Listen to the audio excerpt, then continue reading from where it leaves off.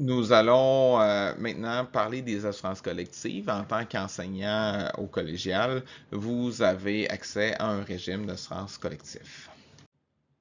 Sur notre site web, vous allez trouver des liens vers des documents qui sont très importants. Je vous dirais surtout le sommaire des protections devrait être un document que vous allez consulter et que les ressources humaines ont dû vous remettre lors de l'embauche. C'est une espèce de dépliant qui va vous expliquer qu'est-ce qui est couvert et qu'est-ce qui n'est pas couvert par notre régime d'assurance collective. Fait c'est à consulter pour prendre votre décision sur quelle option ou quel module prendre. Le calculateur d'assurance peut être aussi utile. C'est un tableur Excel qui nous permet d'entrer des informations pour calculer la prime d'assurance. Ça peut être intéressant si vous voulez magasiner, si par exemple votre conjoint ou votre conjointe bénéficie d'une assurance collective aussi, ben, vous pourrez comparer les coûts à l'aide de cet outil. Les différentes composantes du régime d'assurance collective ont des conditions d'adhésion un petit peu différentes. D'abord, pour l'assurance maladie, il faut avoir une tâche de 33% en début de session pour y avoir droit. C'est pour éviter que les personnes qui ont des petites tâches ne soient obligées d'y contribuer, parce que la loi sur l'assurance maladie dit que si vous avez la possibilité d'adhérer à un régime d'assurance collective, vous êtes obligé d'y adhérer. Donc, ça ne peut pas être une adhésion facultative, ça doit être automatique.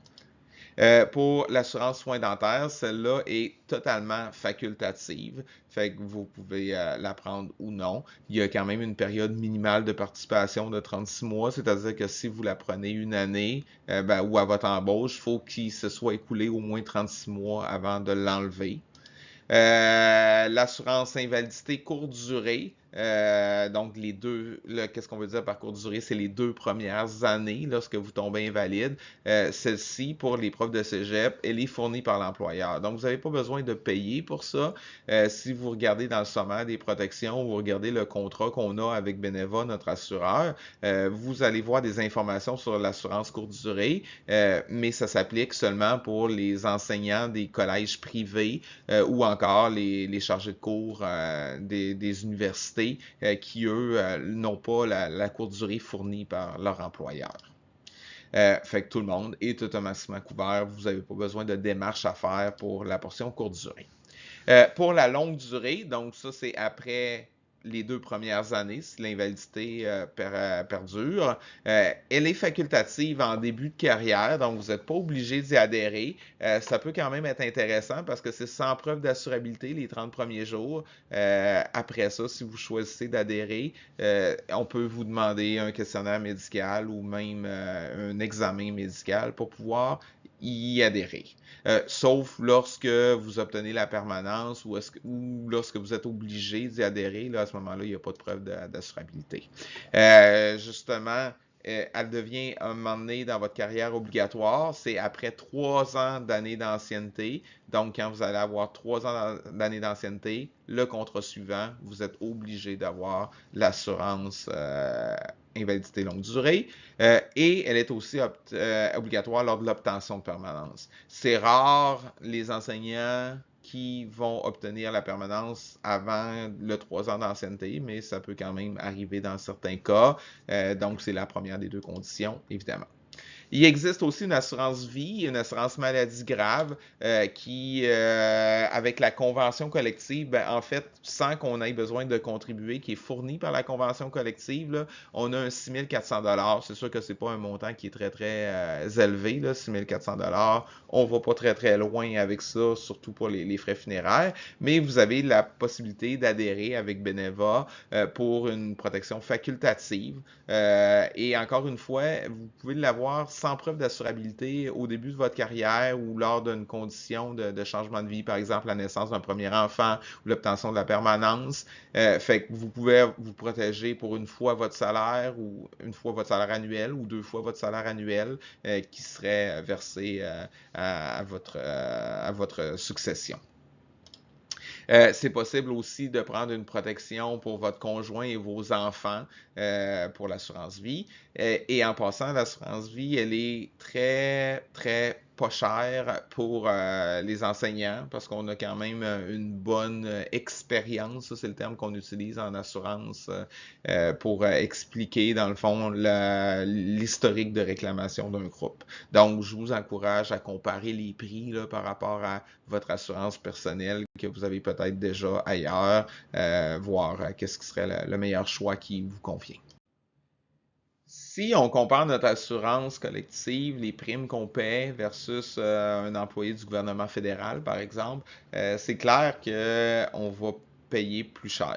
Pourquoi? Parce qu'on a un principe d'auto-assurance, c'est-à-dire que c'est la FNEC qui est le preneur du contrat d'assurance. L'employeur n'injecte pas d'argent directement de la police. Il y a une petite contribution depuis la dernière convention collective. Là. Vous allez recevoir un remboursement sur votre paye pour un montant annuel de 150$ pour individuel ou 300$ pour familial. C'est pas gros, mais c'est mieux que rien. Mais de façon générale, ben dans le fond, pour évaluer combien ça coûte, ben c'est les réclamations plus les frais d'administration. Fait que si ça nous coûte cher, ben c'est parce que l'ensemble des enseignants qui sont membres du groupe vont réclamer quand même beaucoup d'argent. Si jamais il y a des surplus de déficit, on est quand même responsable. Donc en tant que groupe, l'année suivante, il pourrait avoir une augmentation ou il pourrait avoir un congé de prime, dépendamment des résultats de l'année en cours pour le régime d'assurance. Il existe plusieurs sortes de médicaments quand vous allez à la pharmacie. Les médicaments génériques, c'est une copie d'un médicament, là, un peu comme une Tylenol. Ben, Tylenol, ça se trouve être la marque originale, mais c'est possible qu'il y ait d'autres médicaments qui sont faits avec de l'acétaminophène. C'est la même molécule. Okay? Donc, normalement, c'est supposé avoir les mêmes propriétés. Il existe des médicaments brevetés uniques, il n'y a pas encore de générique qui existe, ou les médicaments originaux. Donc, il existe un générique, mais la personne a décidé quand même d'avoir la vraie marque originale. À ce moment-là, les pourcentages de remboursement vont varier. On peut prendre l'exemple du module B, on a 80% pour les génériques et brevetés, mais par contre, si on s'en va dans la personne insiste pour avoir le médicament original, ben, elle va être remboursée seulement 80% du prix du générique et non 80% du montant qu'elle va te payer. L'idée, c'est d'inciter les gens le plus possible à aller vers le générique parce qu'au final, c'est tous nous autres qui payons. Comme j'ai dit dans la diapositive précédente, si jamais il y a un déficit dans le régime d'assurance collective, ben, l'année prochaine, ben, c'est une augmentation qui va être refilée, dans le fond, à l'ensemble des participants.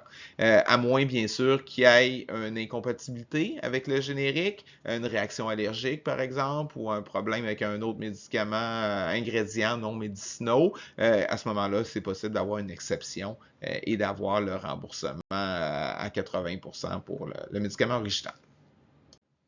Lorsque vous allez prendre votre retraite, c'est possible de conserver, dans le fond, des assurances. Ben, en fait, ça ne sera plus le même contrat d'assurance. Ça va être le contrat de l'assurance de l'AREF. L'AREF, c'est l'Association des retraités et retraités de l'enseignement de la FNEC. Cette assurance-là ne couvre pas les médicaments de la RAMQ parce que c'est possible pour les personnes retraitées d'avoir la RAMQ pour les médicaments, ce qui coûte beaucoup moins cher que notre régime d'assurance collective. Fait qu'à ce moment-là, ce que le régime d'assurance collective de la REF va couvrir, c'est les médicaments qui ne sont pas sur la liste RAMQ, mais surtout l'assurance voyage. Fait que c'est beaucoup pour ça que les gens vont prendre les assurances de la REF. C'est une assurance voyage qui peut aller jusqu'à 6 mois. Donc, ça peut être pratique pour les personnes qui décident de voyager beaucoup rendues à la retraite. On fait quand même beaucoup de publicité pour ça parce que c'est important d'y adhérer dans les 30 jours qui suivent votre retraite. Sinon, c'est impossible plus tard de le faire.